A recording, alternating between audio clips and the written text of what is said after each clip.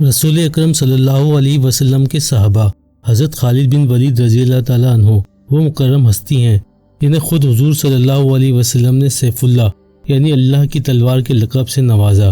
دنیا کی تاریخ میں حضرت خالد بن ولید رضی اللہ تعالیٰ عنہ ایک بہترین سپہ سالار اور جرنیل قرار دیے جاتے ہیں، اور وہ اسلام قبول کرنے کے بعد جس مارکے میں بھی اترے فتح ان کا مقدر رہی اور انہوں نے کبھی بھی شکست کا منہ نہ دیکھا۔ سیف اللہ خالد بن ولید رضی اللہ تعالیٰ عنہ کی جرأت، بہادری اور ان کی ہیبت کا یہ عالم تھا کہ انسان تو انسان، اگر ان کے مد مقابل کوئی مافوق الفطرت چیز یعنی کہ جن یا چڑیل بھی آ جاتے تو وہ ان پر بھی بھاری ثابت ہوتے۔ ہم انفو ٹیوب کے تمام سامعین کو خوش آمدید کہتے ہیں، اور آج ہم تذکرہ کریں گے حضرت خالد بن ولید کی حیات مبارکہ کا ایسا واقعہ کہ جب رسول اکرم صلی اللہ علیہ وسلم نے انہیں ایک جنگ پر بھیجا اور اسی جنگ کے دوران ان کا سامنا ایک چڑیل سے ہوا تو پھر دنیا نے کیا حیرت انگیز مناظر دیکھے۔ اس سے قبل کہ ہم اس واقعے کو کچھ تفصیل سے بیان کریں، نئے آنے والے دوستوں سے گزارش ہے کہ ہمارے اس چینل کو سبسکرائب کرتے ہوئے ساتھ ہی بیل کے بٹن کو بھی پریس کر دیں تاکہ ایسی ہی تاریخی اور دلچسپ ویڈیو آپ تک تسلسل کے ساتھ پہنچتی رہیں۔ خواتین و حضرات، رسول اکرم صلی اللہ علیہ وسلم کی ولادت اور ان کی بحیثیت پیغمبر بعثت سے قبل قدیم عرب مذہب میں 3 سردار دیویوں میں سے ایک دیوی کا نام عزا تھا، اور نعوذ باللہ اس کی پوجا بطور اللہ کی بیٹی کے کی جاتی تھی۔ اس دیوی عزا کے نام کا ماخذ عزت ہے، اور عکاس کے قریب وادی نخلا میں ایک بستی تھی جہاں عزا کا مندر تھا۔ بعض تاریخ دانوں کے نزدیک یہ بنی شبان کی دیویوں میں سے ایک تھی جو بنی ہاشم کے حلیف تھے، اور قریش اور دوسرے قبائل اس کی زیارت کے لیے یہاں آیا کرتے، قربانی کے جانور یہاں لا کر ذبح کرتے اور نذرانے چڑھاتے۔ تمام دوسرے بتوں اور دیویوں سے زیادہ عزا کی عزت اور تکریم کی جاتی تھی۔ اگرچہ عربوں کی اس دیوی کا مندر وادی نخلا میں تھا، لیکن انہی ناموں کے بت کعبہ شریف میں بھی رکھے گئے تھے، اور دوسرے بتوں کے ساتھ ان کی بھی وہاں پوجا پاٹ کی جاتی تھی۔ جیسا کہ ہم نے آپ کو بتایا کہ قدیم عرب میں عزا نامی اس دیوی کی پوجا بطور اللہ کی بیٹی کی جاتی تھی اور اس سے عزت اور تکریم مانگی جاتی تھی، مگر رسول اللہ صلی اللہ علیہ وسلم کی آمد کے بعد اللہ رب العزت نے قرآن شریف کی ایک آیت نازل فرماتے ہوئے اس بات کی تنسیخ کر دی۔ اللہ تعالیٰ کی صفات بیان کرتی سورہ اخلاص کی ایک آیت ہے، لم یلد ولم یولد، اس کا ترجمہ ہے نہ اس کی کوئی اولاد ہے اور نہ وہ کسی کی اولاد ہے، کیونکہ زمانہ جاہلیت میں عربوں کے قلب و ذہن میں مہریں لگی ہوئی تھیں، لہٰذا اس آیت کے نازل ہونے کے بعد بھی وہ لوگ نخلا میں عزا کی پوجا اور پرستش کرنے جایا کرتے تھے۔ بستی نخلا دراصل مکہ اور طائف کے درمیان راستے میں واقع ایک وادی ہے، اور یہ وہی وادی نخلا ہے جہاں حضور اکرم صلی اللہ علیہ وسلم کی ملاقات جنات کی ایک جماعت سے ہوئی تھی، اور جنات نے حضور اکرم صلی اللہ علیہ وسلم کی دعوت پر اسلام قبول کیا تھا۔ روایتوں میں آتا ہے کہ عزا دراصل ایک شیطانی عورت تھی جس کا قیام وادی نخلا کے درختوں میں تھا، اور یہی شیطانی عورت عزا کے بتوں میں سے شیطانی آوازیں نکالا کرتی تھی جنہیں عرب قبائل سنا کرتے اور اس کے احکام پر عمل کیا کرتے اور اس سے عزت و تکریم کی بھیک مانگا کیا کرتے تھے۔ مگر پھر جہالت اور تاریکیوں کے اندھیروں میں علم و فضل کا ایک سورج طلوع ہوا، اور رسول اکرم صلی اللہ علیہ وسلم کو اللہ تبارک و تعالیٰ نے پیغمبر مبعوث کیا، تو پھر آقا صلی اللہ علیہ وسلم نے عربوں کو بتوں کی پرستش اور یہاں نذرانے اور چڑھاوے چڑھانے سے منع فرمایا۔ اس وقت کے عرب قبائل خصوصاً قریش کو یہ بات سخت ناگوار گزری، انہوں نے قدم قدم پر آپ صلی اللہ علیہ وسلم کی مخالفت بھی کی۔ فتح مکہ کے موقع پر حضرت محمد صلی اللہ علیہ وسلم نے خانہ کعبہ کو بتوں سے پاک کیا اور وہاں موجود تمام بتوں کو توڑ ڈالا، مگر مادی نخلا میں موجود قریش کا سب سے لائق تعظیم بت عزا اب بھی وہاں پر موجود تھا، اور قدیم عرب قبائل وہاں پر اس کی بت اسی زور و شور سے جاری رکھے ہوئے تھے۔ چنانچہ اس مقام کو تباہ و برباد کرنے کے لیے اور عزا کے بت کو توڑنے کے لیے حضور اکرم صلی اللہ علیہ وسلم نے سیف اللہ یعنی اللہ کی تلوار حضرت خالد بن ولید رضی اللہ تعالیٰ عنہ کو منتخب کیا۔ ان کی قیادت میں 30 سواروں کو وادی نخلا کی طرف روانہ کیا تاکہ وہاں جا کر بدی اور شرک کے اس مقام کو نیست و نابود کر دیا جائے۔ 25 رمضان 8 ہجری کو رسول اکرم صلی اللہ علیہ وسلم کے حکم پر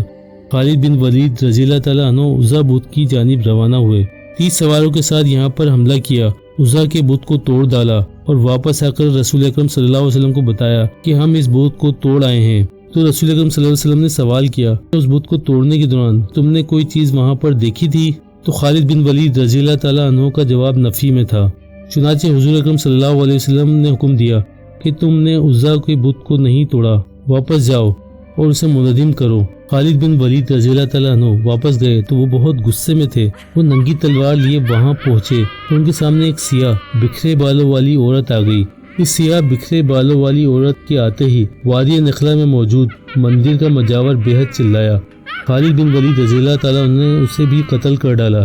اور جب واپس آ کر رسول اکرم صلی اللہ علیہ وسلم کو خبر دی تو آپ صلی اللہ علیہ وسلم نے فرمایا کہ یہی عزا تھی، اور اب وہ ہمیشہ کے لیے مایوس ہو گئی ہے کہ تمہارے ملک میں کبھی اس کی پرستش نہیں ہوگی۔ ناظرین، ایک دوسری روایت میں یہ واقعہ یوں بھی بیان کیا جاتا ہے کہ رسول اکرم صلی اللہ علیہ وسلم نے فتح مکہ کے چند روز بعد حضرت خالد بن ولید رضی اللہ تعالیٰ عنہ کو طلب فرمایا اور ان سے کہا کہ وادی نخلا کا رخ کرو، اور اس کے درختوں میں تمہیں 3 جھاؤ کے درخت ملیں گے، اور تم وہاں جا کر ان تینوں درختوں میں سے پہلے درخت کو کاٹ دینا۔ سامعین، یہاں آپ کو بتاتے چلیں کہ جھاؤ دراصل خودرو اگنے والا پودا ہے جسے انگلش میں ٹرمرکس بھی کہا جاتا ہے،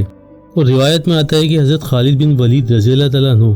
رسول اکرم صلی اللہ علیہ وسلم کے حکم کے عین مطابق وادی نخلا کی جانب روانہ ہوئے اور وہاں پر موجود جھاؤ کے 3 درختوں میں سے پہلے درخت کو کاٹ ڈالا، اور واپس آ کر رسول اکرم صلی اللہ علیہ وسلم کے دریافت کرنے پر آگاہ کیا کہ انہوں نے یہ پہلا درخت کاٹ ڈالا ہے۔ رسول اکرم صلی اللہ علیہ وسلم نے پوچھا کہ تم نے وہاں پر کوئی چیز دیکھی تھی؟ تو ان کا جواب نفی میں تھا۔ یہ سن کر رسول اکرم صلی اللہ علیہ وسلم نے ان سے فرمایا کہ تم جاؤ اور جا کر دوسرے درخت کو بھی کاٹ ڈالو۔ تو خالد بن ولید اپنے آقا کے فرمان کے ان مطابق وادی نخلا کی طرف پلٹ گئے اور وہاں جا کر جھاؤ کے اس دوسرے درخت کو بھی کاٹ ڈالا، اور واپس آئے تو رسول صلی اللہ علیہ وسلم نے اپنے سوال کو دہرایا تو خالد بن ولید رضی اللہ تعالیٰ عنہ نے وہی جواب دیا کہ مجھے اس کاٹنے کے دوران کچھ بھی نظر نہیں آیا۔ اس پر پیارے آقا صلی اللہ علیہ وسلم نے ان کو حکم دیا کہ جاؤ اور اس آخری اور تیسرے درخت کو بھی کاٹ ڈالو۔ تیسری بار آقا صلی اللہ علیہ وسلم کا حکم ملنے پر جب خالد بن ولید رضی اللہ تعالیٰ عنہ جب وادی نخلا پہنچے اور اس تیسرے درخت کو کاٹنے کے لیے وہاں آئے تو آپ نے دیکھا کہ ایک شیطانی عورت وہاں پر برہنہ بال کھولے غصے سے ان کی جانب دیکھ رہی ہے اور اپنے دانت پیس رہی ہے، اور اس کے پیچھے عزا کے مندر کا محافظ اور مجابر دبیہ سمی چلا آ رہا تھا۔ دبیہ نے حضرت خالد بن ولید کی نیت دیکھی تو وہ چلا کر بولا کہ اے عزا، خالد پر زور سے حملہ کرو اور پیچھے نہ ہٹو، اوڑھنی اتار ڈالو۔ اگر آج تم نے خالد کو قتل نہ کیا تو ذلت کی مستحق ہو جاؤ گی۔ یہ سن کر حضرت خالد بن ولید رضی اللہ تعالیٰ عنہ نے اس للکار کا جواب دیتے ہوئے کہا کہ اے عزا، میں تیرا انکار کرتا ہوں، تجھے پاک نہیں مانتا، دیکھ رہا ہوں کہ اللہ نے تجھے ذلیل کر دیا ہے۔ یہ کہتے ہوئے سیف اللہ حضرت خالد بن ولید نے شیطان عورت کے سر پر تلوار سے وار کیا، اور جب وار کرتے ہوئے دیکھا تو وہ شیطانی مخلوق کوئلہ بن کر راکھ ہو گئی تھی۔ اس شیطانی عورت اور چڑیل کو مارنے کے بعد آپ رضی اللہ تعالیٰ عنہ نے اس تیسرے درخت کو بھی کاٹ ڈالا اور اس مندر کے مجاور دبیہ کو بھی قتل کر ڈالا۔ اس مہم کو مکمل کرنے کے بعد حضرت خالد بن ولید رضی اللہ تعالیٰ عنہ حضور اکرم صلی اللہ علیہ وسلم کی خدمت میں حاضر ہوئے اور یہ سارا ماجرا سنایا تو حضور اکرم صلی اللہ علیہ وسلم نے فرمایا کہ وہ عزا تھی، اور اب آئندہ عربوں میں کوئی عزا نہ ہوگی اور نہ ہی اس کی کوئی پرستش کی جائے گی۔ وہ دن تھا اور آج کا دن ہے کہ عربوں کے نزدیک اس زمانے میں سب سے زیادہ لائق تعظیم اور جھوٹی عزت بخشنے والی اس دیوی کا نام لیوا تک کوئی نہیں ہے، اور آج وہ عرب اللہ تعالیٰ کی توحید اور اس کے دین کا سب سے بڑا مرکز و محور ہے۔ تو خواتین و حضرات، یہ تھی وہ اسلامی داستان جو ہم نے آپ تک پہنچائی کہ کس طرح سیف اللہ حضرت خالد بن ولید رضی اللہ تعالیٰ عنہ کا سامنا ایک مافوق الفطرت چڑیل سے بھی ہوا، تو آپ رضی اللہ تعالیٰ عنہ نے اپنی جرأت و بہادری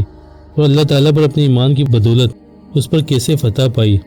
اور ناظرین، آپ نے دیکھا کہ حضرت خالد بن ولید کو بلا وجہ اسلام کا اور بلکہ پوری دنیا کی تاریخ کا بہترین سپہ سالار اور جرنیل نہیں سمجھا جاتا۔ آپ نے زندگی پر تقریباً 125 جنگوں میں حصہ لیا اور وہ ان تمام جنگوں میں ناقابل شکست رہتے ہوئے سرخرو ہوئے۔ آپ کے حریفوں میں بڑے بڑے قبائلی سردار، بادشاہ، جنگجو، حتیٰ کہ انسان ہی نہیں بلکہ مافوق الفطرت مخلوقات بھی شامل تھیں،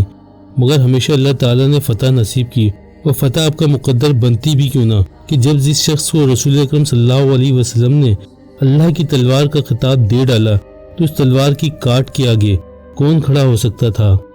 اللہ تعالیٰ کے سامنے دعا کرتے ہیں کہ ہم سب کے سینوں میں ایمان کی دولت اسی طرح بھر دے جس طرح رسول اکرم صلی اللہ علیہ وسلم کی جانثار ساتھیوں کو نوازا تھا۔ ناظرین، امید کرتے ہیں کہ آج کی دلچسپ ویڈیو کو دیکھنے کے بعد آپ کا ایمان تازہ ہو گیا ہوگا۔ ویڈیو کو لائک، چینل کو سبسکرائب اور دوستوں کے ساتھ بھی ضرور شیئر کیجیے گا کیونکہ یہ اچھی بات دوسروں کے ساتھ شیئر کرنا بھی صدقہ جاریہ ہے۔ ایسی ہی عمران افروز ویڈیو کے ساتھ جلدی حاضر ہوں گے۔ اپنا اور اپنے ارد گرد کے لوگوں کا خیال رکھیے گا۔ اللہ نگہبان۔